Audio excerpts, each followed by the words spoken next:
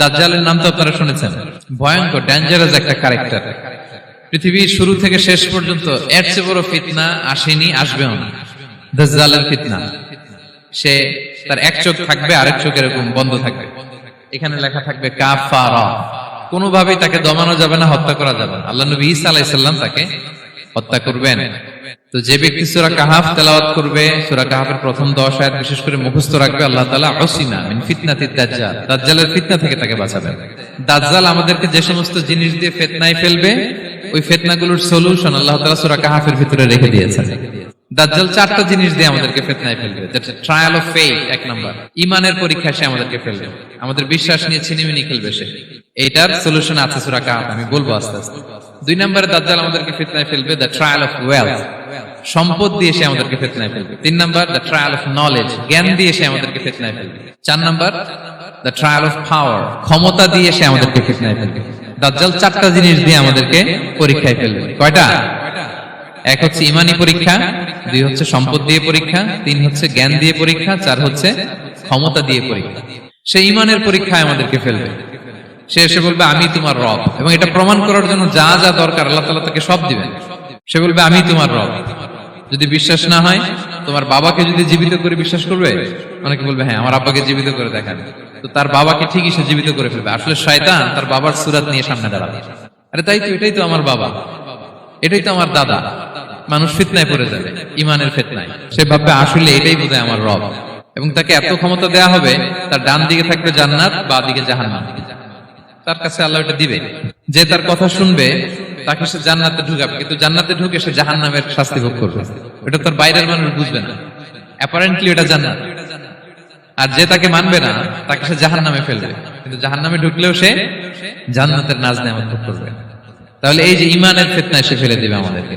তো ইমান কি করে বাঁচাবো, এটা সলিউশন আমি শোনাবো আপনাদের। 2 নম্বরে সে আমাদেরকে সম্পদ দিয়ে ফিতনায় ফেলবে। যার যা লাগবে সে তাই দিতে পারবে, যা লাগবে। সে যদি আকাশকে বলে আকাশ বৃষ্টি দাও, যাকে তারা মানবে ওই এলাকায় বৃষ্টি হবে, সুজলা সুফলা শস্য শ্যামলা হবে সে সমস্ত এলাকা, ফল মূলে ভর্তি হবে, বরকত আর বরকত। আর যে এলাকার লোকেরা, জনপদের লোকেরা তাকে মানবে না, সে বলবে ওখানে বৃষ্টি হবে না, হবেও না, ওখানে খরা, দুর্ভিক্ষ, মাটি ফেটে চলছে, মানুষ না খেয়ে মরবে, মহামারী, দুর্ভিক্ষ দেখা দেবে। তখন বিশ্ববাসী মনে করবে এটাই বোধহয় আমাদের রব। তার মানে সম্পদ দিয়ে ফিতনায় ফেলে দিবে। 3 নম্বর হচ্ছে নলেজ, তার জ্ঞানের কাছে গোটা বিশ্ব হার মানবে। পূর্বের পরের যত জ্ঞান আছে সব আল্লাহ তাকে দিবে। ইলমুল আউয়ালিন ওয়াল আখিরিন, এমন কোন প্রশ্ন নেই যেটা দিয়ে তাকে আটকানো যায়। যাই জিজ্ঞেস করবেন সব জানতা, সব বলে দেয়। ভবিষ্যৎবাণী বলে দিবে, বলবে আগামীকাল ওইখানে অমুক দেশে বোমা বিস্ফোরণ হবে, হবে ওইখানে, ওখানে দুর্ভিক্ষ হবে, হবে ভূমিকম্প হবে, হবে। সে যা বলবে তাই হবে। তার জ্ঞানের এই বহর দেখে মানুষ ফিতনায় পড়ে যাবে। ক্ষমতা, তার ক্ষমতার সামনে সবকিছু একেবারে ছিন্ন বিচ্ছিন্ন হয়ে যাবে, এত ক্ষমতা হবে তার। সে যেমনটি বলবে তেমনটি করতে হবে। বাতাসের চেয়ে দ্রুত বেগে সে এক দেশ থেকে আরেক দেশে চলে যাবে। তো তার এই সমস্ত অলৌকিক ক্ষমতা দেখে মানুষ ফিতনায় পড়ে যাবে। এবং এই ফিতনা, এই পরীক্ষার মুহূর্তগুলোতে মানুষ কিভাবে নিজেকে ধরে রাখবে তার সলিউশন আল্লাহ তাআলা সূরা কাহফে দিয়েছেন। এই 4টা ফিতনা থেকে বাঁচার জন্য আল্লাহ সূরা কাহফে 4টা ঘটনা উল্লেখ করেছেন। আপনারা অনেকে দেখে থাকবেন যে সূরা কাহফের মধ্যে একটা শব্দ আছে ওয়ালিয়াতালাত্তাফ। যারা কোরআন পড়েছেন দেখে থাকবেন, না দেখলে আজকে বাসায় যে দেখবেন, একটা শব্দ আছে ওয়ালিয়াতালাত্তাফ। দেখবেন কোরআনের মধ্যে এই শব্দটা বোল্ড করা, মোটা কালি দিয়ে লেখা, bold. This is the middle of the holy Quran. এটা কোরআনের একেবারে মাঝখানে এই শব্দটা। এর আগে যত আয়াত তার পরে ঠিক তত আয়াত। সুবহানাল্লাহি বিহামদিহি। This is the middle of the holy Quran, এবং এটা সূরা কাহফের মধ্যে আছে ওয়ালিয়াতালাত্তাফ শব্দটা আপনারা দেখবেন। এবং এই সূরাটা নবুয়তির 5ম বৎসরে নাজিল হয়েছিল, আবিসিনিয়াতে হিজরতের পূর্বে। তখন সাহাবীদের উপর, নমুসলিম সাহাবাদের উপর কঠিন অত্যাচার চলতেছিল, ভয়ঙ্কর ধরনের অত্যাচার। তো এই সূরাটা নাজিল করে আল্লাহ তাআলা আমাদেরকে সান্ত্বনা দিলেন এবং বুঝাতে চাইলেন এই অত্যাচার, এই জুলুমের শিকার শুধু তোমরাই হচ্ছ না, এর আগেও হয়েছে অনেকে। 7 জন যুবক ছিল রোমান সাম্রাজ্যে, তারা তাদের ঈমান বাঁচানোর জন্য এরকম কষ্টের শিকার হয়েছিল, এবং তারা যে স্বপ্ন দেখেছিল সেই স্বপ্ন আল্লাহ তাআলা বাস্তবায়ন করেছেন। তো এই ঘটনাগুলো শুনিয়ে বেসিক্যালি মক্কার যে নও-মুসলিম সাহাবারা, তাদেরকে আল্লাহ তাআলা সান্ত্বনা দিচ্ছিলেন যে ফ্রাস্ট্রেটেড হওয়ার কিছু নেই। ওয়ালা তাহিনু ওয়ালা তাহজানু ওয়া আনতুমুল আ'লাউনা ইন কুনতুম মুমিনিন। হতাশ হবে না, চিন্তিত হবে না, বিজয় তোমাদেরই হবে যদি তোমরা মুমিন হও, যদি তোমরা বিশ্বাসী হও, তোমাদের ঈমানের দাবিতে যদি তোমরা সত্যবাদী হও। এই সূরাটা নাজিলের একটা প্রেক্ষাপট আছে। মক্কার কুরাইশরা কোনোভাবেই যখন রাসূল সাল্লাল্লাহু আলাইহি ওয়াসাল্লামকে দমাতে পারছিল না, তখন তারা প্ল্যান করলো যে আমরা মদিনাতে যে মদিনার ইহুদিদের কাছ থেকে কিছু জেনে আসি, কারণ মক্কাবাসীদের নবী, রাসূল, ওহী, আখিরাত এগুলোর ব্যাপারে কোনো ধারণা ছিল না। তো ফলে তারা কুরাইশরা নজর ইবনে হারিস এবং উকবা ইবনে আবি মুঈত এই দুইজনকে পাঠালো, তোমরা মদিনায় যাও, মদিনায় ইহুদিরা থাকে, ইহুদিদের কাছে তাওরাত নাজিল হয়েছিল, they have idea regarding prophets and আখিরাত, আখিরাত কি, নবী কি, এগুলোর আইডিয়া তাদের আছে।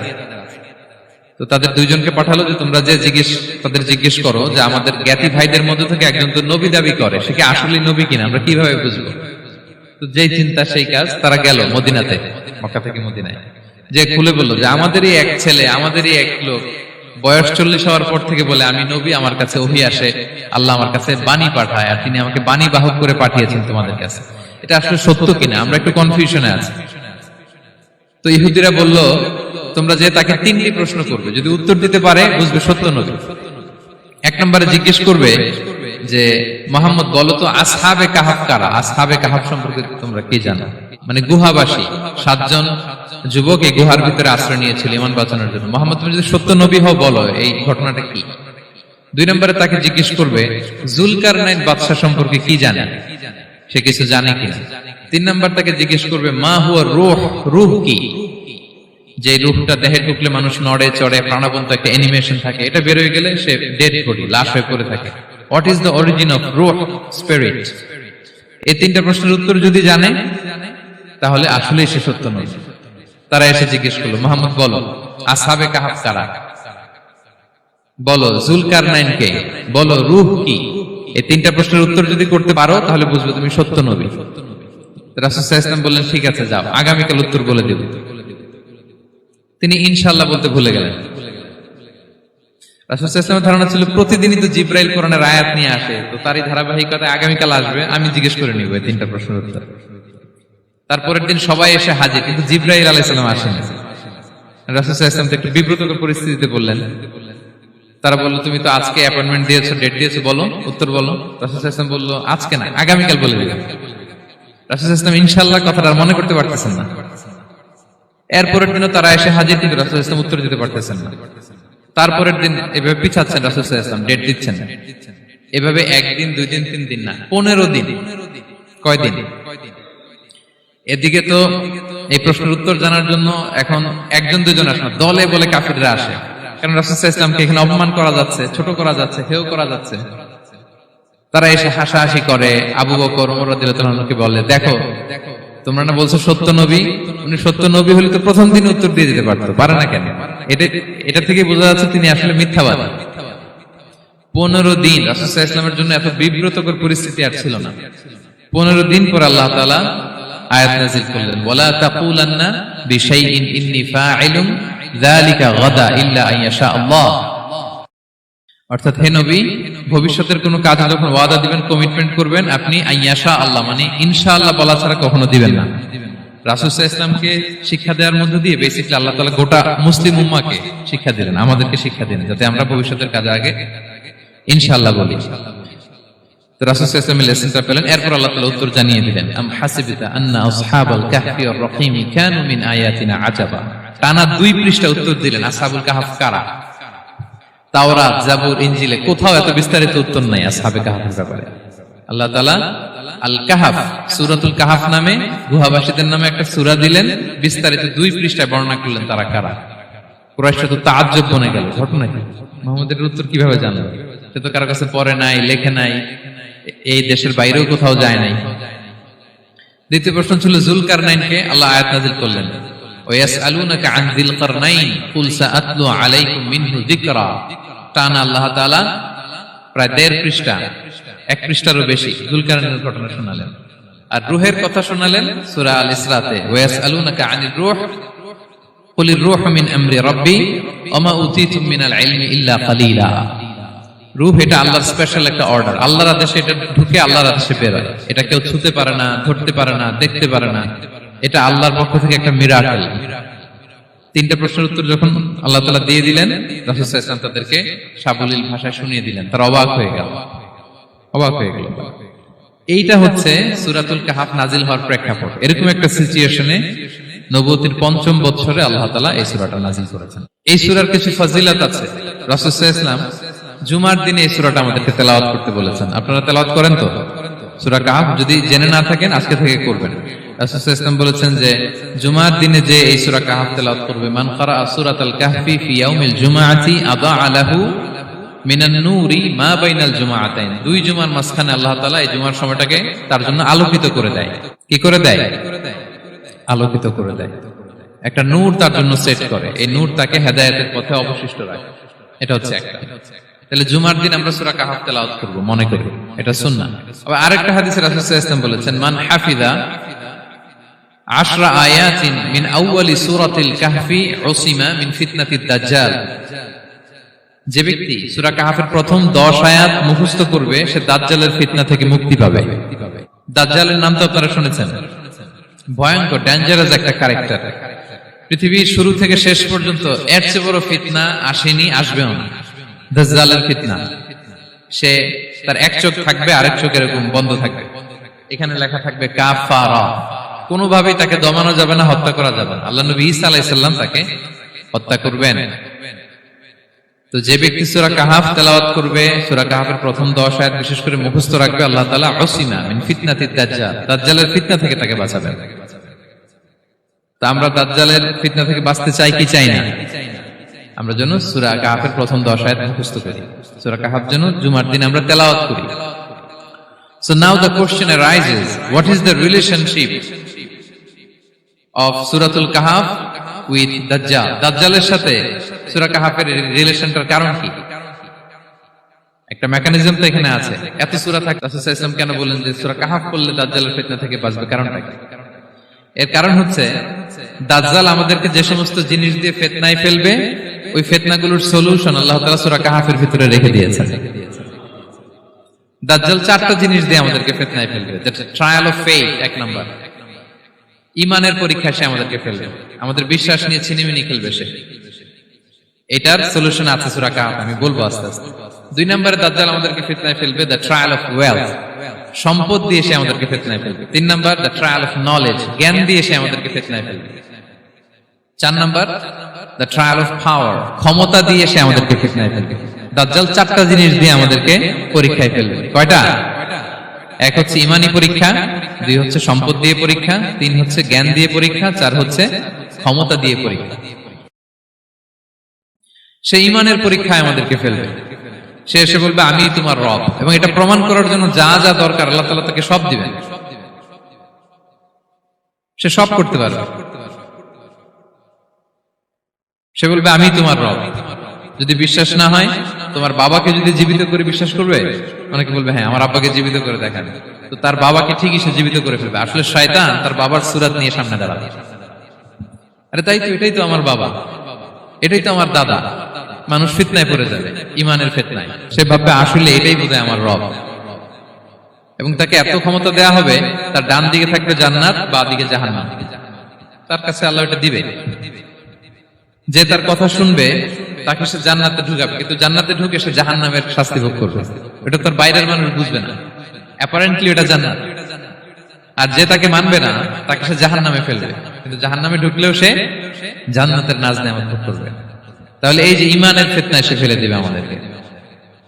তো ঈমান কি করে বাঁচাবো, এটা সলিউশন আমি শোনাবো আপনাদের। 2 নম্বরে সে আমাদেরকে সম্পদ দিয়ে ফিতনায় ফেলবে। যার যা লাগবে সে তাই দিতে পারবে, যা লাগবে।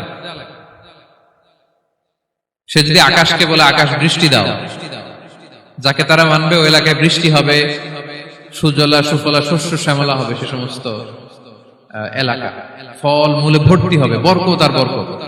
আর যে এলাকার লোকেরা, জনপদের লোকেরা তাকে মানবে না, সে বলবে ওখানে বৃষ্টি হবে না, হবেও না।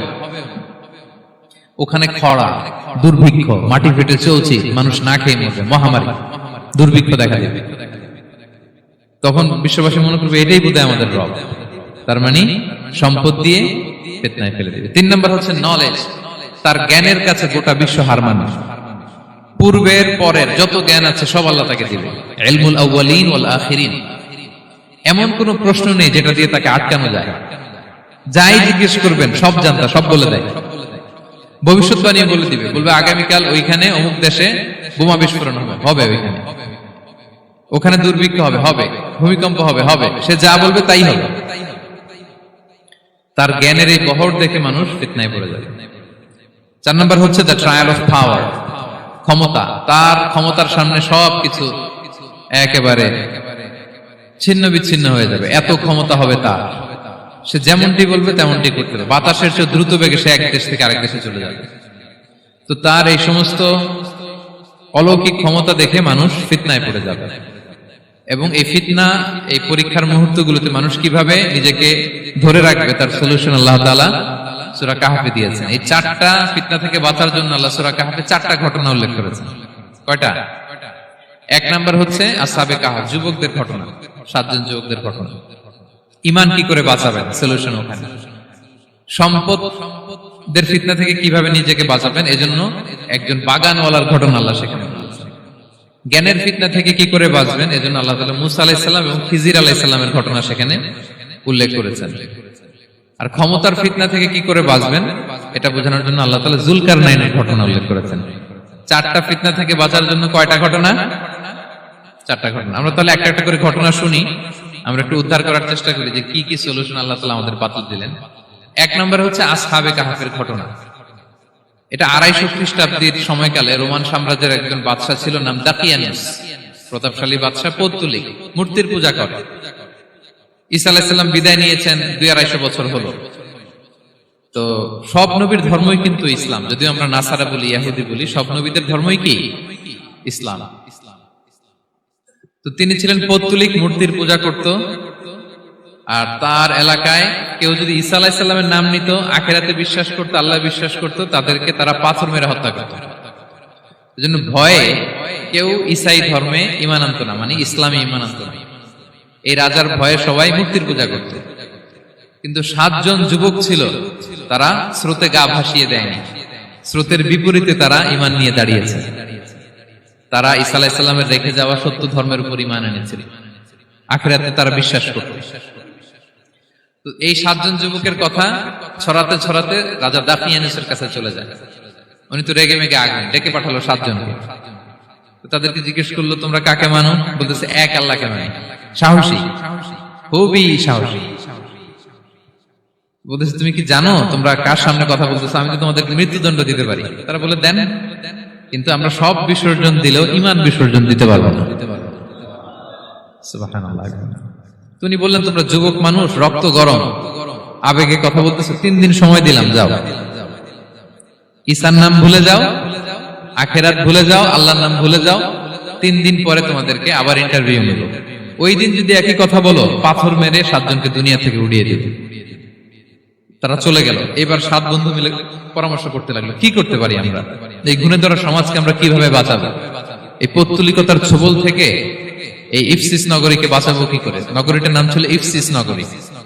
বর্তমানে এটা তুরস্কের ইজমির শহরে অবস্থিত। এখনো জায়গাটা প্রত্নতাত্ত্বিকদের ওই ইয়েতে এটা সংরক্ষিত, এখনো টুরিস্টরা যায়। তো তারা বলল, আমরা ঈমান বিসর্জন দিব না, যদি আমরা ওদের কথা মেনে নিই আমরা তো মুশরিক হয়ে গেলাম। চলো আমরা এক কাজ করি, আমরা এলাকা ছেড়ে দিই। এই 7 যুবক আল্লাহর উপর ভরসা করে তারা বাড়ি ঘর, আত্মীয় স্বজন সব ছেড়ে দিয়ে, লোকালয় ছেড়ে দূরে একটা পাহাড়ের ভেতরে আশ্রয় নিল। পাহাড়ের ভেতরে একটা গুহা ছিল, এই গুহাকেই আরবিতে বলে আল কাহাফ। কি বলে? এই সূরার নাম কি? সূরাতুল কাহাফ। তো তাদের সাথে সাথে একটা কুকুরও যাচ্ছিল। তারা বারবার তাড়িয়ে দেওয়ার চেষ্টা করতেছিল কুকুরটাকে, যাতে না যায়, কিন্তু কুকুর শুধু কান্না করে তাদের সাথে যাওয়ার জন্য, ঘেউ ঘেউ করতেছিল। এই কুকুরটাকেও সাথে নিল। ভালো মানুষদের সাথে থাকলে কি হয় দেখেন, এই কুকুরের কথা, যেহেতু 7 জন ইমানদারের সাথে একটা কুকুর ছিল, এই কুকুরের কথা আল্লাহ সূরাতুল কাহাফে উল্লেখ করে দিয়েছেন। ওয়া কালবুহুম বাসিতুন যিরাআইহি বিল ওয়াসিল। তো তারা ভিতরে গেল, যে প্রচন্ড ক্লান্ত, তারা ঘুমিয়ে পড়ল। কি করলো? এই এক ঘুমে আল্লাহ 309 বছর কাটায় দিলেন। কয়শো 9 বছর? 9 বছর ঘুম, সব ঘুম, প্রচন্ড ঘুম, ঘুম যেন আর কাটে না। 309 বছর পরে এরা জাগলো, এখন খুব ক্ষুধা, ঘুমে আর মোর ভাঙতেছে, আর একজন জিজ্ঞেস করতেছে কি লম্বা সময় ঘুম দিলাম বোধহয় আমরা। একজন বলতেছে হ্যাঁ মনে সারাদিনই ঘুমাইছি আমরা, আরেকজন বলতেছে না না সারাদিন না, দিনের কিছু অংশ হয়তো ঘুমাইছি। আসলে কয় বছর ঘুমাইছে? 309 বছর। তো এদিকে সভ্যতার তো চেঞ্জ, এখানে ওই দাকিয়ানুস মরে, এর ছেলে মরে, এর নাতি মরে, পুতি মরে, এখন 6ষ্ঠ নম্বর রাজা আসছে। প্রজন্মের পর প্রজন্ম তো শেষ। 309 বছরে কমপক্ষে 4-5টা জেনারেশন চেঞ্জ হবে।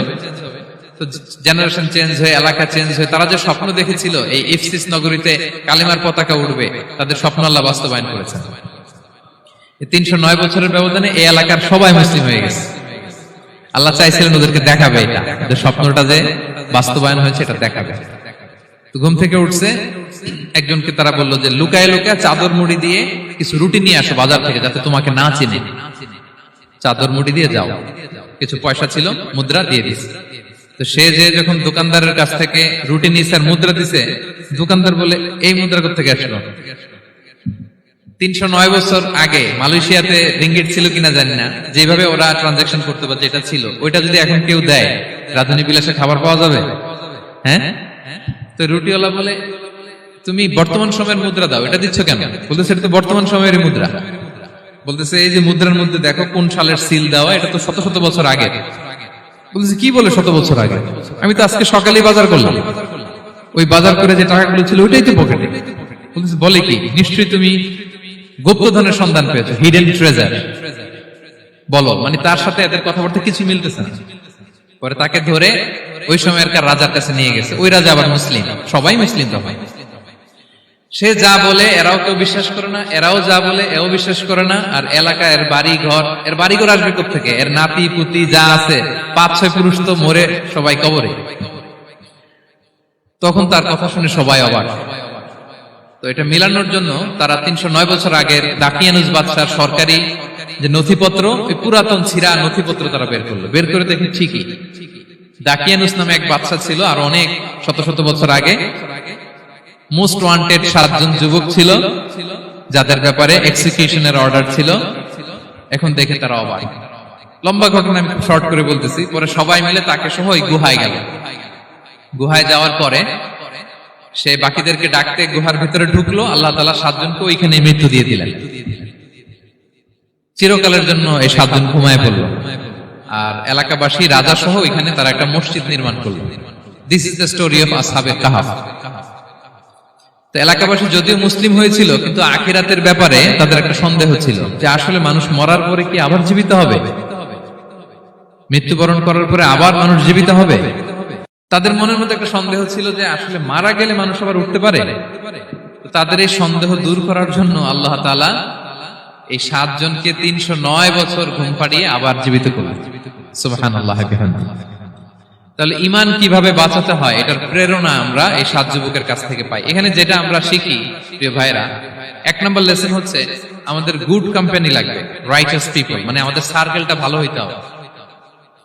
তাদের 7 জনের সার্কেলটা খুব ভালো ছিল, ফলে তারা বিপথে যায় না, এবং তারা এমন শক্ত সিদ্ধান্ত নিয়েছে যে আল্লাহ তাআলা সেটাতে বরকত দিয়েছেন, গোটা সমাজকে আল্লাহ তাআলা চেঞ্জ করে দিয়েছেন। এটা হচ্ছে 1 নম্বর লেসন। আপনি ঈমান বাঁচাতে হলে আপনার সার্কেল ভালো লাগবে। খুঁজবেন যে এলাকায় যাবেন ওখানে নামাজি সার্কেল কারা আছে, ওখানে জ্ঞানী গুণী সার্কেল কারা আছে, ওখানে ভালো কাজ করতে চায়, একে অপরকে সহযোগিতা করে, কল্যাণের পথের যাত্রী কারা আছে খুঁজতে হবে আপনাকে। খুঁজে ওই সার্কেলে আপনি যুক্ত হবেন, তাইলে ঈমান বাঁচানো যাবে। ক্লিয়ার? 2 নাম্বার হচ্ছে conflict between believers and disbelievers it's universal. সত্য মিথ্যার লড়াই এটা চিরন্তন, আজীবন থাকবে। এটা ওনাদেরও ছিল, এখনো আমাদের লড়াই করে যেতে হচ্ছে, আমাদের ভবিষ্যৎ প্রজন্মও করবে। এই লড়াইটা আমরা করে যেতে চাই। কি বলেন?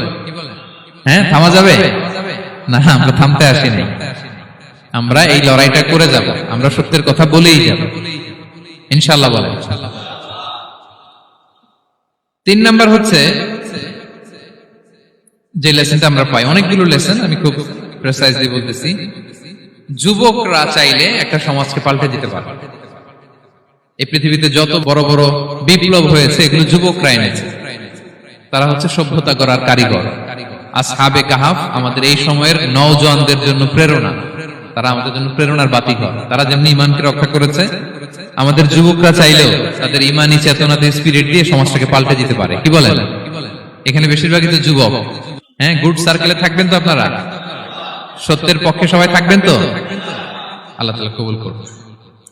আচ্ছা, এবার দ্বিতীয় নাম্বার ছিল সম্পদের ফিতনা, কিভাবে বাঁচবেন। আসহাবে কাহফের পরে সূরা কাহফে আল্লাহ তাআলা একজন বাগানওয়ালার ঘটনা বলেছে। দুজন বন্ধু, একজন একটু গরিব, সে বিশ্বাসী, আরেকজন ধনী, সে অবিশ্বাসী। তাকে আল্লাহ তাআলা বিশাল বড় খেজুরের বাগান আর আঙ্গুরের বাগান দিয়েছেন, বিশাল বড়, অনেক বড় বিজনেস ম্যাগনেট। তো এই সম্পদের অহংকার সে করত। সে প্রায় তার গরিব বন্ধুকে বলতো যে তোর চেয়ে আমার সম্পদও বেশি, সন্তানও বেশি, জনবল বেশি, লোকবল বেশি, অর্থবল বেশি, সব বেশি। অহংকারে তার পা মাটিতে পড়তো না।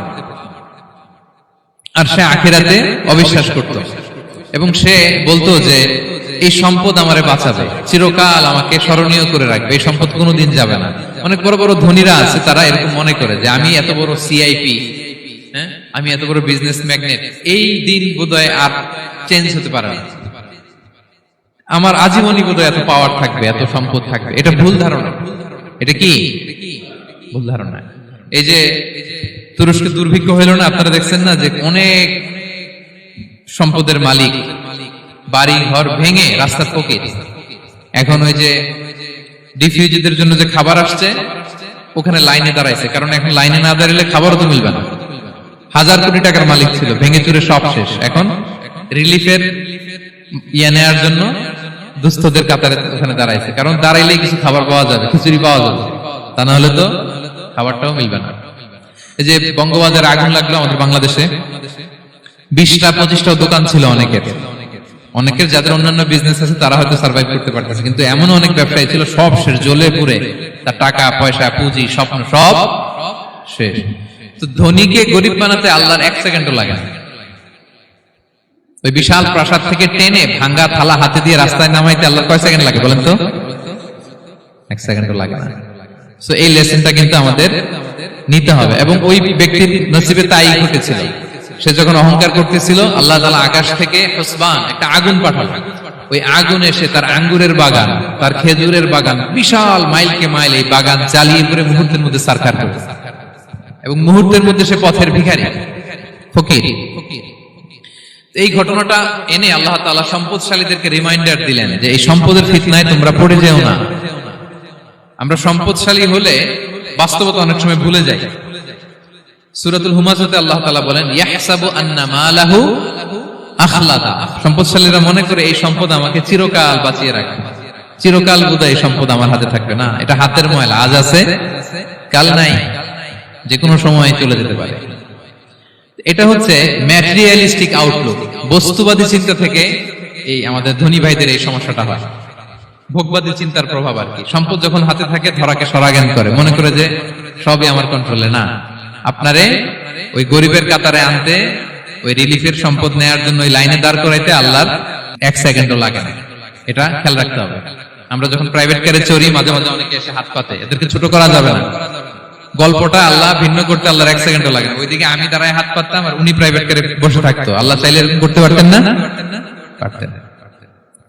তো এখান থেকে আমাদের জন্য শিক্ষা হচ্ছে, সম্পদ এটা ক্ষণস্থায়ী, আজ আছে কাল নাই,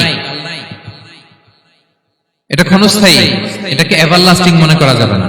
এভারলাস্টিং হচ্ছে আখিরাত।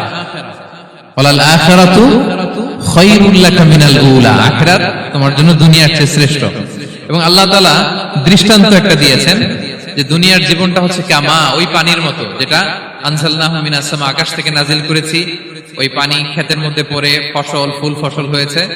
এরপরে যখন ফসল কাটা হয়, ওই ক্ষেত খামার এগুলো তৃণলতা হয়ে যায়, ভুসির মতো হয়ে যায়। তখন বাতাসের ঝাপটায় একবার এদিকে যায়, একবার ওদিকে যায়। অনেক লম্বা উপমা, আমি সংক্ষেপে বললাম।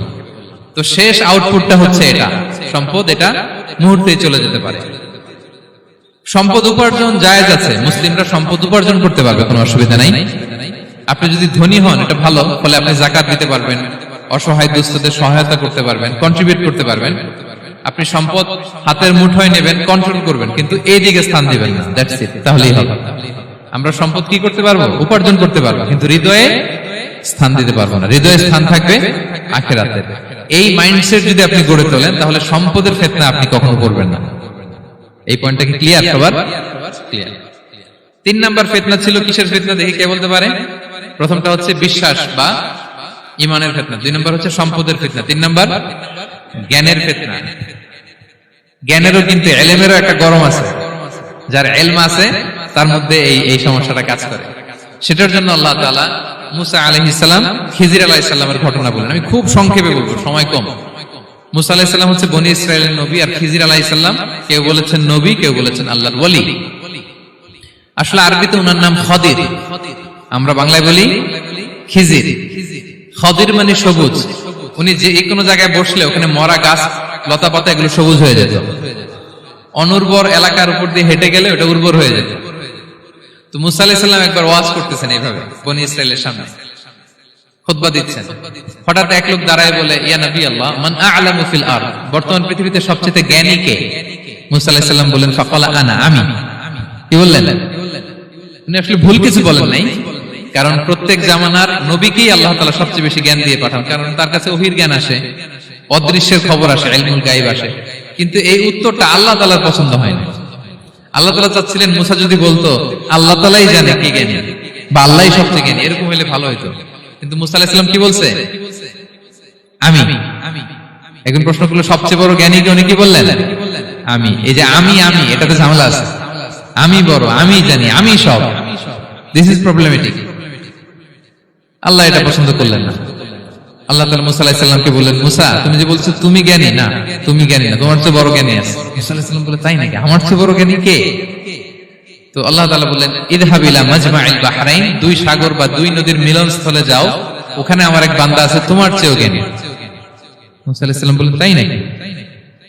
তো আল্লাহ, আমি কিভাবে চিনি উনি কোথায় থাকে, কিভাবে বুঝবো? আল্লাহ বললেন, একটা বড় মাছ নাও, এটাকে ফ্রাই করো, এটাকে ফ্রাই করে একটা ঝুড়ির ভেতরে নাও, যেখানে এই মাছটা সাগরে ঢুকে যাবে ওখানে আমার বান্দাকে পাবে। তো উনি ওনার সহযোগী ইউশা ইবনে নুনকে নিয়ে হাঁটতে লাগলেন। হাঁটতে হাঁটতে এক জায়গায় ক্লান্ত হয়ে পাথরের পাশে বিশ্রাম নিলেন। ওই পাথর থেকে আবার এক ধরনের পানি বের হয়, এই পানিটারে বলে আবে হায়াতের পানি, মাউল হায়াত, জীবন নদীর পানি।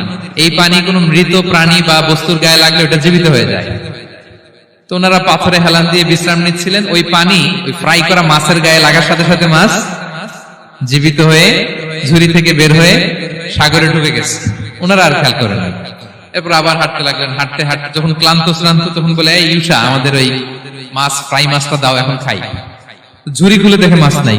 মাছ গেল কোথায়? তখন ইউশা বলল, হয়তো আমরা যে পাথরের ওখানে বিশ্রাম নিয়েছিলাম ওখানে আমরা মিসিং, ওখানে হারাই ফেলছি।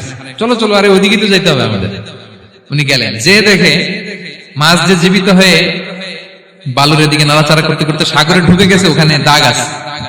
মুসা আলাইহিস সালাম ঢুকলেন সুরঙ্গ, ঢুকে দেখে চাদর গায়ে দিয়ে এক লোক শুয়ে আছে। সালাম দিলেন, আসসালামু আলাইকুম। ওই লোক চাদর আর সরায় না, ভিতর থেকে বলতেছে, ওয়ালাইকুম আসসালাম।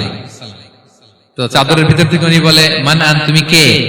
মুসা আলাইহিস সালাম বললেন, আনা মুসা, আমি মুসা। উনি বলেন, মুসা বনি ইসরাইল, বনি ইসরাইলের মুসা? বলেন, হ্যাঁ। কেন এসেছো? এবার চাদর খুললেন, বলতেছে, আপনার কাছ থেকে কিছু শিখতে আসছি। আল্লাহ বলছে, আপনি নাকি সবচেয়ে বড় জ্ঞানী। আমি ভুল করে বলে ফেলছিলাম আমি। আল্লাহ বলছেন যে আপনি নাকি জ্ঞানী। বলতেছে, না, তুমি আমার জ্ঞান নিতে পারবে না, ওই ধৈর্য শক্তি তোমার নাই। মুসা আলাইহিস সালাম বললেন যে, আপনি যে কোনো শর্তে আমাকে একটু রাখেন কয়েকদিন আপনার সাথে, আমি রাজি। বললেন, না, তুমি পারবে না। মুসা আলাইহিস সালাম জোর করতে লাগলেন। অবশেষে খিজির আলাইহিস সালাম রাজি হলেন। বললেন, শর্ত হচ্ছে আমি যাই করি আর না করি আমাকে কোনো প্রশ্ন করা যাবে না। মুসা আলাইহিস সালাম বললেন, ওকে। সফর শুরু হলো। সামনে নদী, এক লোক তাদের নৌকা দিয়ে নদী পার করায় দিল। নদী পারাপারের পর খিজির আলাইহিস সালাম লাঠি দিয়ে নৌকার তলাটা ছিদ্র করে দিলেন। মুসা আলাইহিস সালাম বললেন, ইন্না লিল্লাহি, এটা আপনি কি করলেন? ওরা আমাদেরকে নদী পার করে দিল, আর যে ভাড়াটা আসছিল এটাও নিল না, আমাদেরকে সম্মান দেখালো, আপনি নৌকা ছিদ্র করে দিলেন।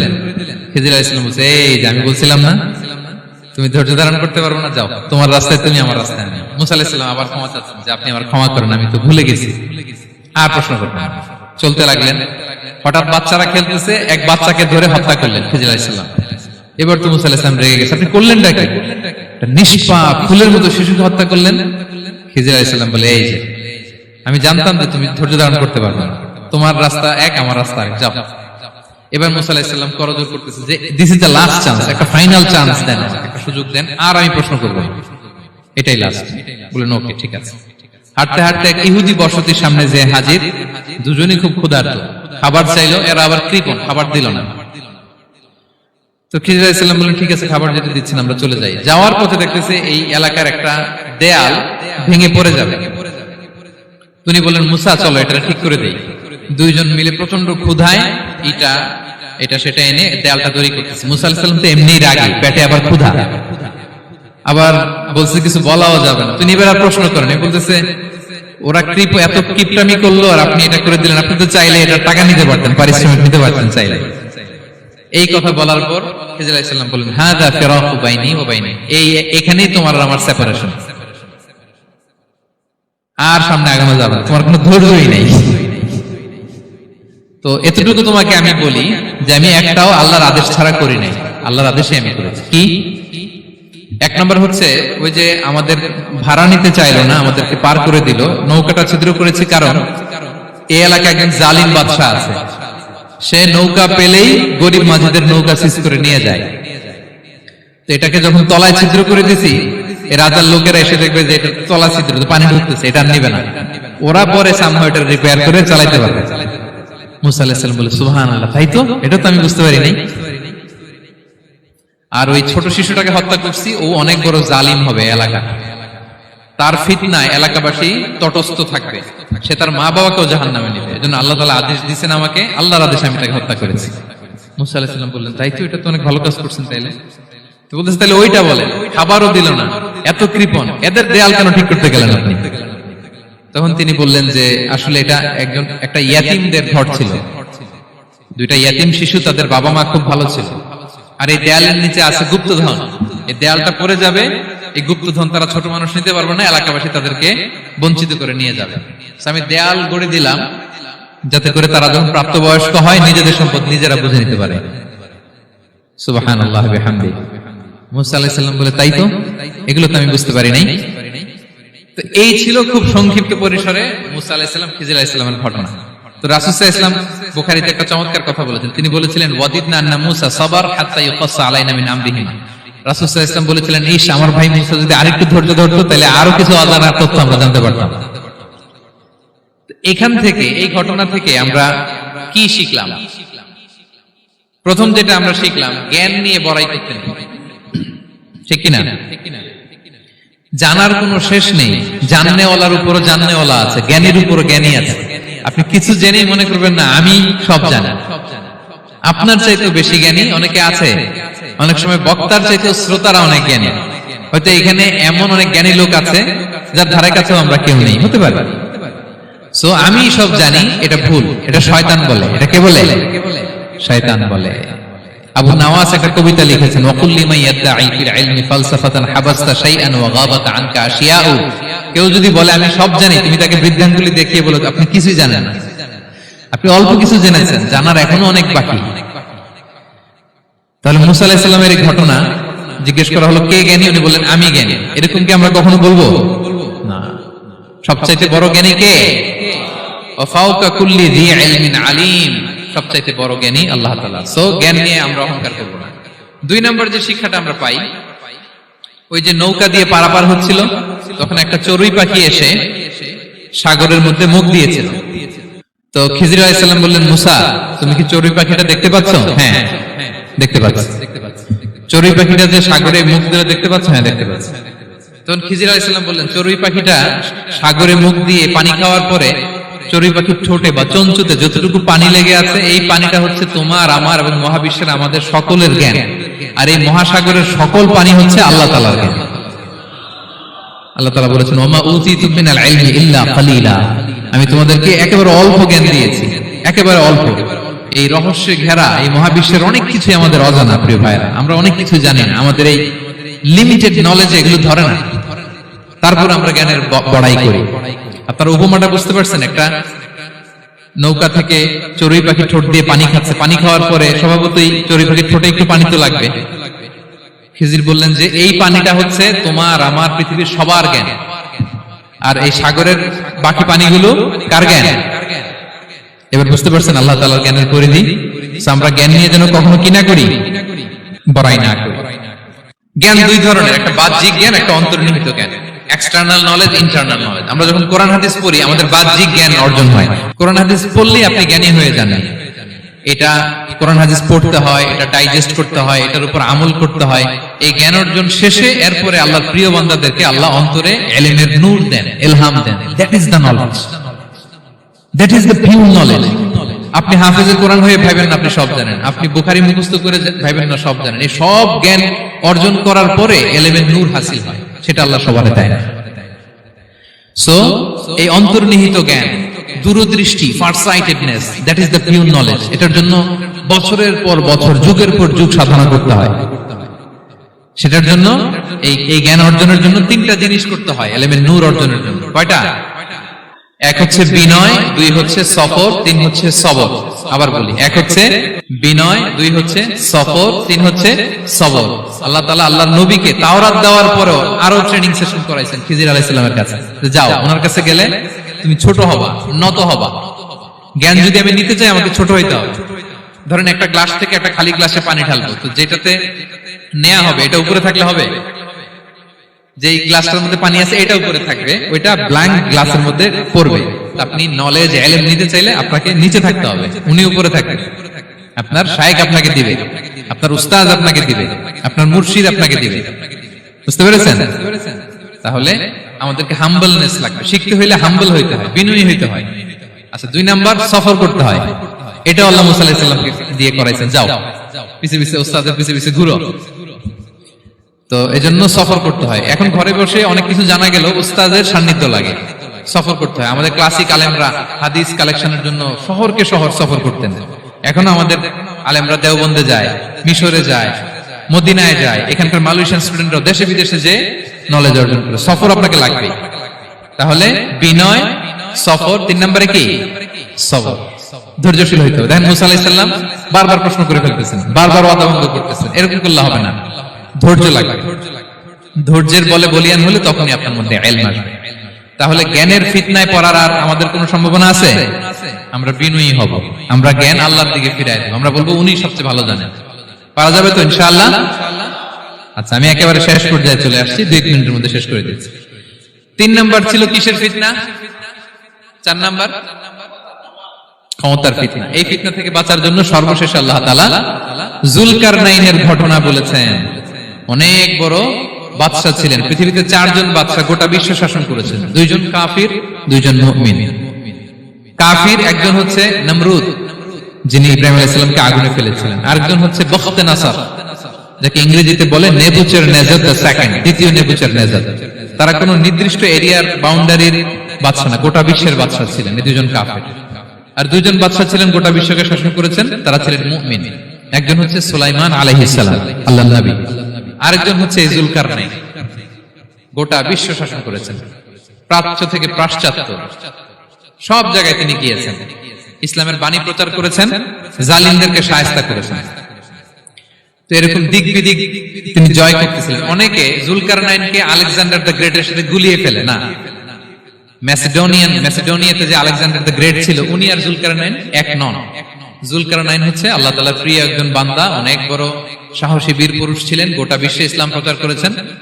করতে করতে করতে করতে অনেক বড় ঘটনা, আমি সব শেষের ঘটনাটা বলি। উনি জর্জিয়া, বর্তমান যে জর্জিয়ার তিবলিসি এরিয়া, এখানে এসে একটা এলাকার সন্ধান পেলেন, যারা ওনাকে এসে বলল যে এখানে একটা জঙ্গলি গ্রুপ আছে যাদের নাম ইয়াজুজ মাজুজ, তারা এসে আমাদের উপর হামলা করে। হে যুলকারনাইন, আমরা আপনাকে ট্যাক্স কালেক্ট করে দিচ্ছি, আপনি তাদের মাঝে আর আমাদের মাঝে একটা প্রাচীর তৈরি করে দেন। আপনারা ইয়াজুজ মাজুজের নাম শুনেছেন না? ইংরেজিতে বলে গগ ম্যাগগ। নূহ আলাইহিস সালামের 4 সন্তান ছিল, হাম, সাম, ইয়াফাস, কানাআন। এই ইয়াফাসের বংশধর হচ্ছে ইয়াজুজ মাজুজ, জঙ্গলি, হাজার হাজার শুধু বংশ বিস্তার করে। তারা এসে লোকালয়ে মানুষের উপর আক্রমণ করে, তাদের গবাদি পশু এগুলো ছিনিয়ে নেয়, ফলমূল খেয়ে ফেলে।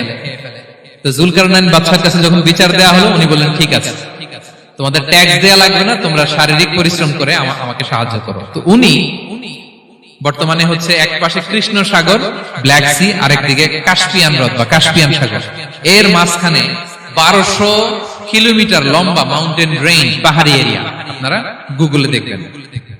এইখানে দুই পাহাড়ের মাঝখানে ফাঁকা জায়গায় তিনি বড় বড় লোহার পাত প্রথিত করলেন, গেড়ে দিলেন। এরপরে তামা, সীসা গালিয়ে বিশাল একটা ওয়াল তৈরি করলেন। এটা জুলকারনাইন উনার বানানো ওয়াল বা ড্যাম, প্রাচীর। এখন আর ইয়াজুজ মাজুজ আসতে পারে না, ওরা আর আসতে পারে না। ওরা প্রতিদিন এটা ভাঙার চেষ্টা করে, কিন্তু ভাঙতে ভাঙতে আরেকটু ভাঙলেই ভেঙে যাবে। ওরা বলে আগামীকাল ভেঙে ফেলবে, ইনশাল্লাহ বলতে ভুলে যায়। এজন্য এরপরের দিন এসে দেখে আবার এটা আগের মতো হয়ে আসছে। কিয়ামতের আগ দিয়ে ওদের মধ্যে এই ইনশাআল্লাহর প্রেরণা আসবে। তাদের একজন বলে উঠবে আগামীকাল ইনশাআল্লাহ আমরা এটা ভেঙে খান খান করে দেব, ঠিকই ভেঙে ফেলবে। তখন তারা ভেঙে চুরে কুটি কুটি ইয়াজুজ মাজুজের দল এসে হামলে পড়বে। সামনে পড়বে তাবারিয়া সাগর। এক দল এসে তাবারিয়া সাগর এমন ভাবে খাবে, এই দল যাওয়ার পরে আরেক দল এসে এখানে যে সাগরে যে পানি ছিল এটা কল্পনাই করতে পারবে না। তারা পৃথিবীতে ফিতনা ফাসাদ করবে। ঈসা আলাইহিস সালাম তখন আসবেন, দোয়া করবে আল্লাহ তাআলার কাছে মুমিনরা, একটা মহামারী দিবে আল্লাহ তাআলা ইয়াজুজ মাজুজের মধ্যে, ওরা মরে যাবে সব। এরপর বিশাল এক পাখি এসে তাদেরকে আল্লাহর মর্জি মাফিক এমন এক জায়গায় ফেলে আসবে, কেউ জানবে না। তো তারা যে পচে গলে মাটির সাথে মিশেছিল, এই গলিত লাশ থেকে মাটি খুব উর্বর হয়ে যাবে। এরপর আল্লাহ তাআলা পৃথিবীর মধ্যে বারাকা দিবেন, কিছু রোপণ করলে তাড়াতাড়ি ফুলে ফেপে বড় বড় ফলমূল হচ্ছে। তো এটা কিয়ামতের আলামতের অন্য কোন আলোচনায় হয়তো আমরা বলবো। তো জুলকারনাইন তিনি বিশাল এখানে প্রাচীর তৈরি করে দিয়েছিলেন, এবং প্রাচীর তৈরি করে দিয়ে তাদেরকে বলেছিলেন যে যতদিন আল্লাহ তাআলা চাইবেন এটা থাকবে, এবং যেদিন আল্লাহ তাআলার আদেশ আসবে এটা ভেঙে খান খান হয়ে যাবে। তার মানে দেখেন, এত পাওয়ারফুল, এত শক্তিশালী, এত ক্ষমতাধর হওয়ার পরেও তিনি তার ক্ষমতাকে কার দিকে ফিরিয়ে দিয়েছেন? যে আল্লাহ যতদিন চাইবে এই প্রাচীর টিকে থাকবে, যেদিন আল্লাহ তাআলার আদেশ আসবে এই প্রাচীর ভেঙে খান খান হয়ে যাবে। আমরা ক্ষমতার দেখা পেলে, চেয়ার একটা পেলে আমরা যেন জালিম হয়ে না উঠি, এটা হচ্ছে এখান থেকে শিক্ষা। আমরা যেন জুলুম না করি। উনি সম্পদের মালিক ছিলেন, ক্ষমতার মালিক ছিলেন, কিন্তু উনি যে আল্লাহর বান্দা এটা ভুলে যান নাই। আমরা যখন ক্ষমতাশীল হই, আমরা যখন প্রধানমন্ত্রী হই, আমরা যখন প্রেসিডেন্ট হই, আমরা যখন পাওয়ারফুল হই, আমাদের সবচেয়ে বড় পরিচয় যে আমরা আব্দুল্লাহ, আল্লাহর গোলাম, এটা আমরা ভুলে যাই। আমাদের আসল পরিচয় কি? আমরা আল্লাহর গোলাম।